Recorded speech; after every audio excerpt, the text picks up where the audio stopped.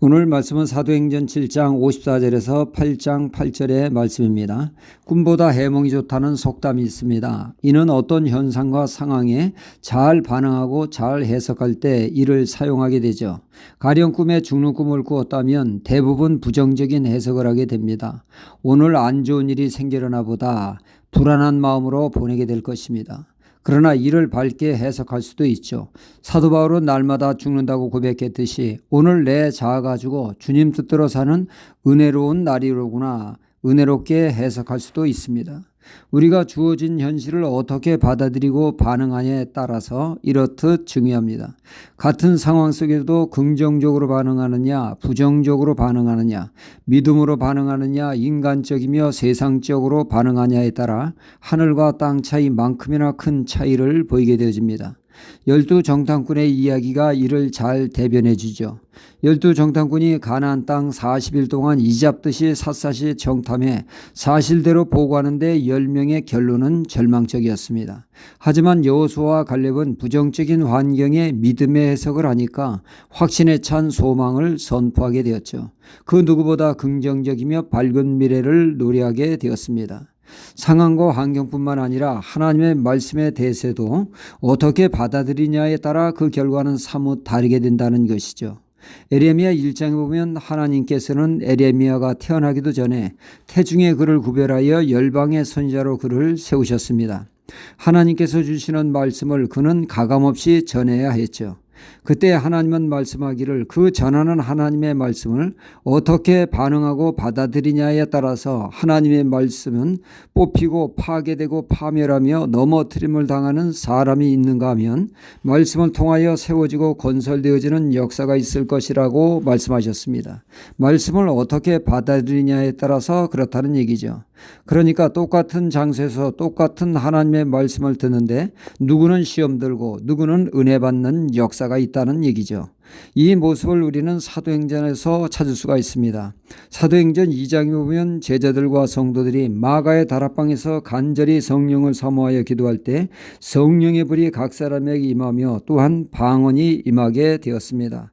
마침 그때 이스라엘 절기로 각국에 흩어져 사는 유대인들이 절기를 지키기 위해 예루살렘에 있었는데 그들이 자신들이 쓰는 언어로 이를 듣게 된 것입니다. 제자들의 방언이 그들의 언어였기 때문이죠.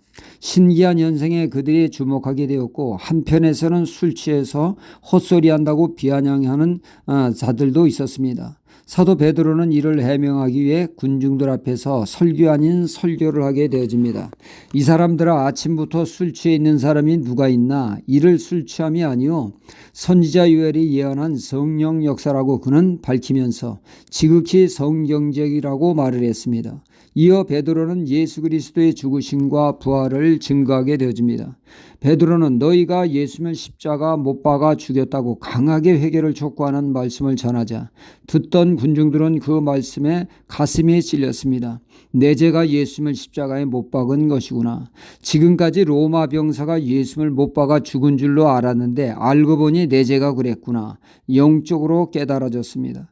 그들은 말씀의 마음문을 열고 활짝 열고 아멘으로 받아들이며 3,000명이나 믿어 초대 예루살렘 교회가 탄생하게 되었습니다. 그들은 말씀을 통하여 그들의 신앙이 세워지고 건설되어지는 역사가 일어나게 된 것입니다.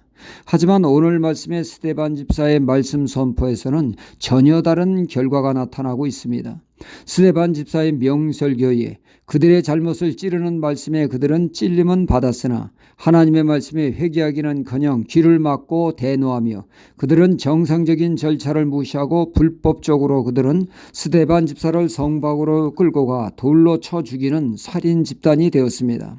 하나님의 말씀에 단단히 시험이 들어 광기 어린 행동을 하므로 그들은 하나님의 말씀에 의해 그들의 신앙이 철저히 파괴되고 뽑히게 되었고 넘어지며 파멸되게 되었습니다.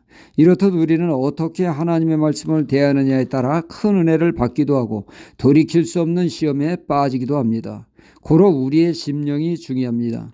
심령이 강팍하면 하나님의 말씀이 귀에 거슬리고 강한 반발을 하게 됩니다. 거부하게 되어집니다. 그러나 심령이 부드럽고 열린 마음을 가지고 있으면 쓰디쓴 하나님의 말씀도 아멘으로 소화하여 은혜가 되게 합니다. 누가 복된 신앙입니까? 그 사람은 하나님의 말씀을 사랑하는 사람입니다. 또한 하나님 말씀 앞에 두려워 떠는 말씀경외의 신앙을 가진 자입니다. 이 사람은 말씀에 의해 세워지고 건설되어지는 신앙이 될 줄 믿습니다. 할렐루야.